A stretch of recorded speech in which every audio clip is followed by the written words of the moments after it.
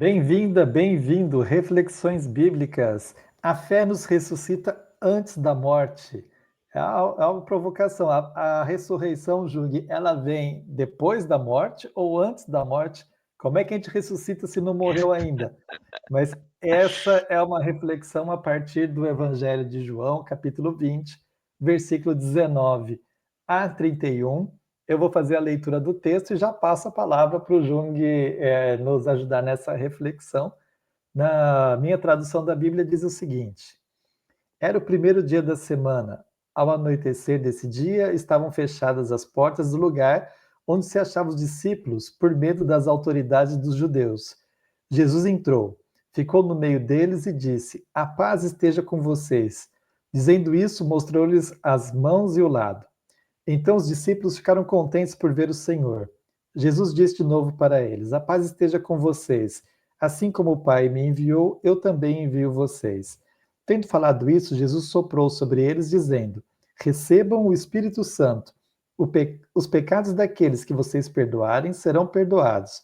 Os pecados daqueles que vocês não perdoarem não serão perdoados.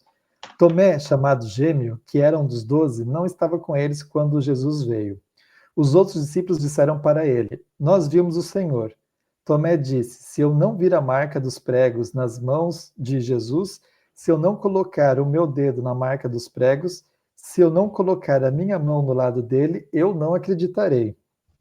Uma semana depois, os discípulos estavam reunidos de novo. Dessa vez, Tomé estava com eles. Estando fechadas as portas, Jesus entrou, ficou no meio deles e disse: A paz esteja com vocês. Depois disse a Tomé: Estende aqui o seu dedo e veja as minhas mãos.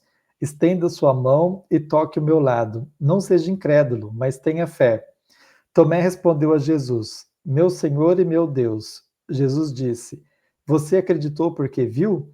Felizes os que acreditaram sem ter visto. Jesus realizou diante dos discípulos muitos outros sinais que não estão escritos nesse livro. Esses sinais foram escritos para que vocês acreditem que Jesus é o Messias, o Filho de Deus, e para que, acreditando, vocês tenham vida em seu nome. Júlio, você estava explicando que é o primeiro final do Evangelho, depois tem um outro capítulo que vem na sequência. Eu sei que não é a É, parte mais importante, mas é sempre interessante isso. é interessante, né? Quando a gente lê Evangelho, ou os Evangelhos, ah, seguindo, né, não somente pegando uma frase ou um trecho, né, a gente detecta como as coisas estranhas, né? Na semana passada a gente discutiu como na narrativa do túmulo Maria Madalena aparece, depois de repente aparece Pedro e João, depois volta a história do Maria Madalena, né? Então, nessa narrativa também tem essa coisa estranha. Ah, tá, acabou. Capítulo 21, 20 termina dizendo que, João disse, né? Eu escrevi isto é, os evangelistas sempre deixam muito claro, eu não estou descrevendo tudo o que Jesus fez, não é biografia como a gente pensa, eu estou ensinando isso para mostrar o que Jesus fez, que era não milagre como a gente pensa hoje, mas como sinal da presença do reino de Deus na humanidade, no mundo, e crer que Jesus é o Filho de Deus. E tendo essa fé, tem a vida. Ótimo. Pronto, acabou. Aí o capítulo 21, o que acontece?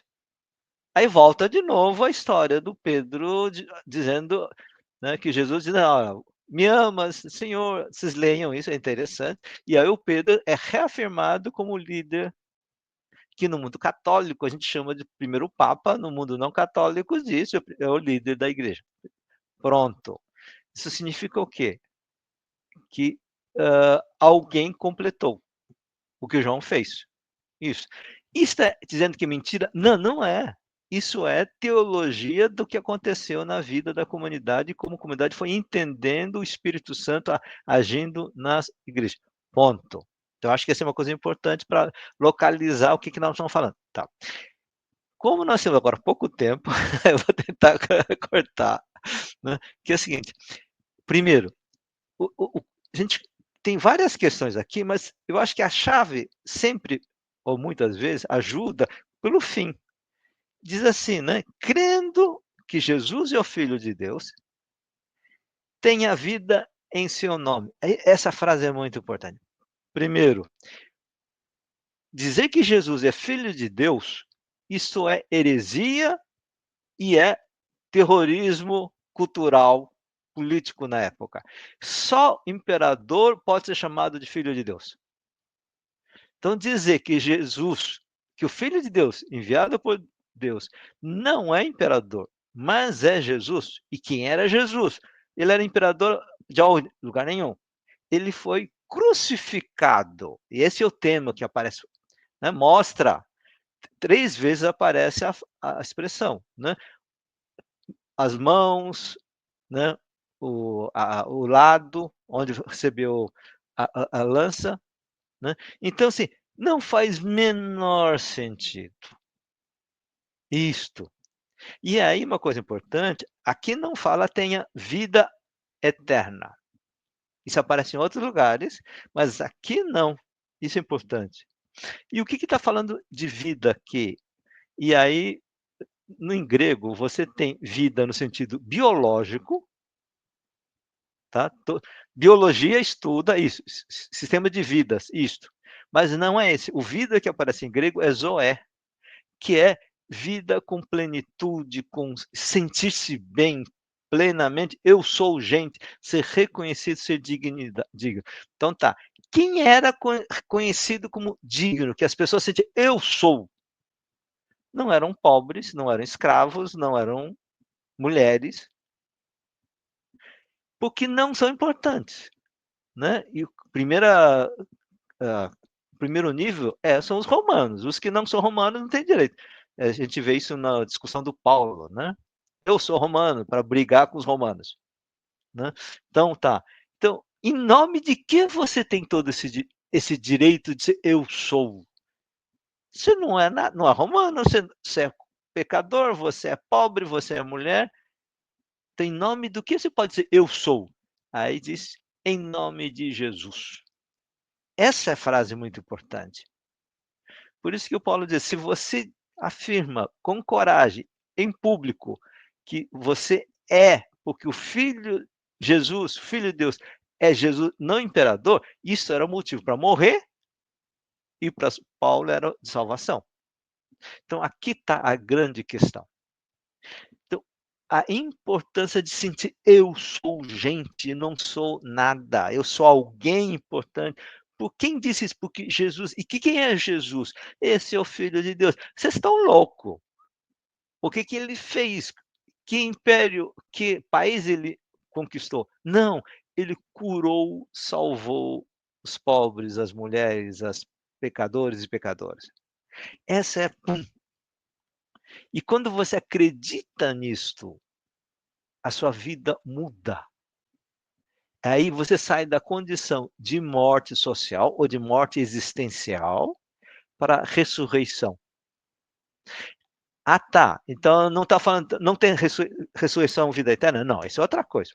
Então o que João quer colocar é o seguinte: nós somos ressuscitados já em vida, ao crer que Jesus é Filho de Deus, e nós agora temos a dignidade disso, e Deus que ressuscita Jesus vai nos ressuscitar.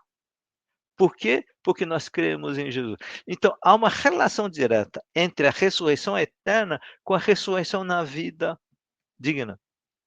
Isso eu vejo assim, na comunidade base, as pessoas pobres assim, cara, nossa, você mudou.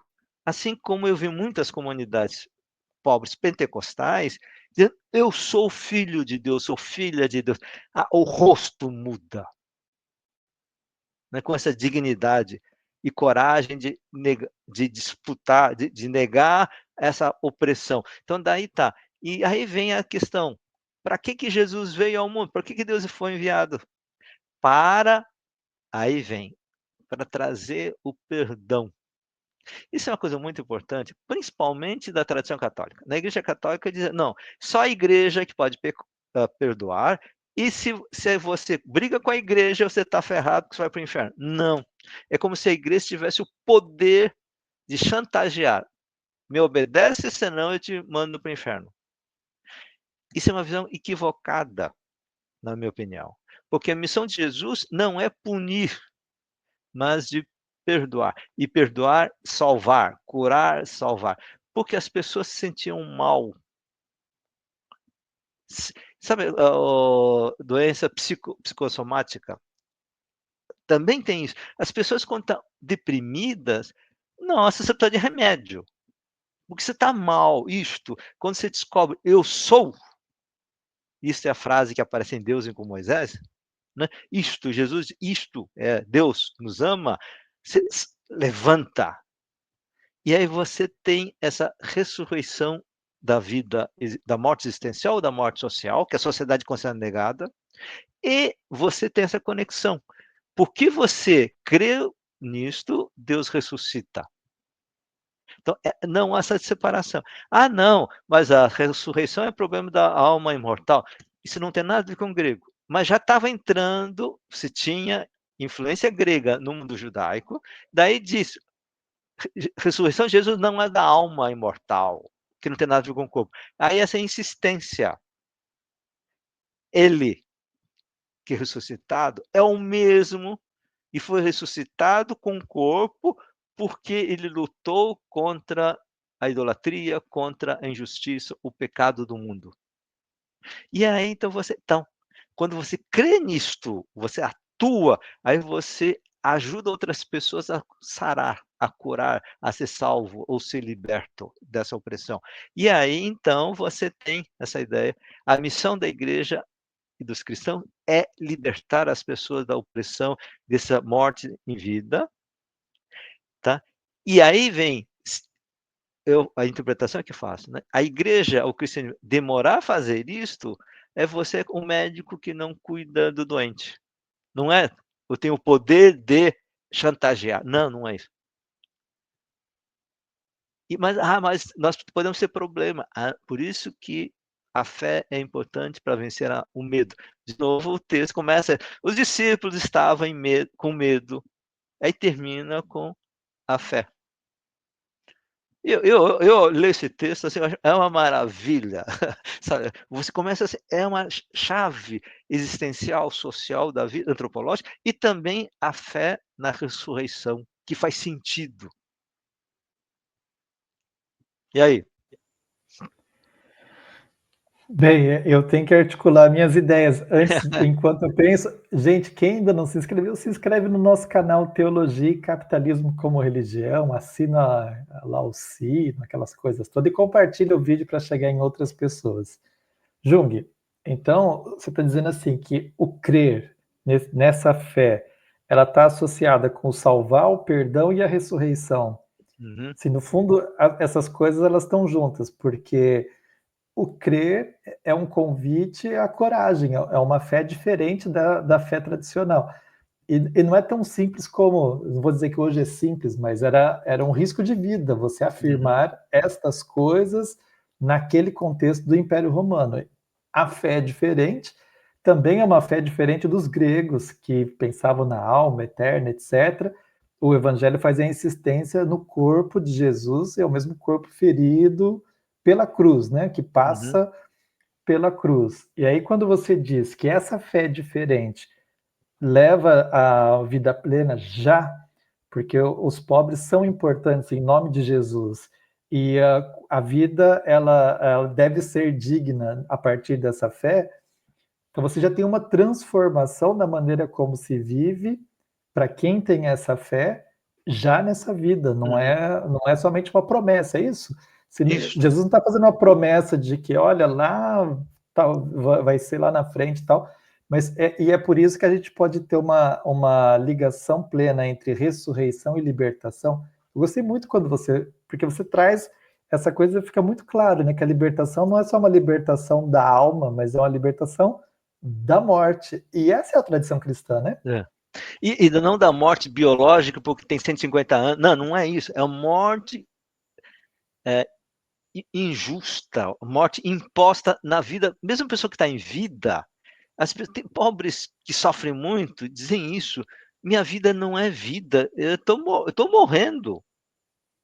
Né? Eu vi um vídeo de uma senhora que viveu no Holocausto, E ele disse: quando eu vou no céu, eu vou dizer para o céu, para Deus, mostrando a marca de onde ela foi presa, eu já estive no inferno, agora eu tenho direito de estar no céu. É isto, na vida. Isso acontece na vida. E aí a ação do Espírito Santo. E é uma coisa muito importante, né? O, o Espírito do Jesus ressuscitado, ou que na tradição cristã chamamos de Espírito Santo, está além da igreja. Então, o que faz uma pessoa saber, gente, ressuscitado, não é porque está na igreja, ou porque é cristão, ou por isto, mas porque conheceu, foi tocado por pessoas que reconhecem o Espírito de Deus que ressuscita. Eu sou gente. A humanidade não vem de riqueza ou da cor da pele, ou da tipo de sexualidade, mas vem do reconhecimento de Jesus, é o Filho de Deus, o Espírito de Jesus está presente no mundo, ensinando a todos que Deus não faz diferença, Deus ama todas as pessoas. Uhum. Muito obrigado. Então a gente termina esse nosso encontro de hoje com esse convite que o Evangelho faz, e você nos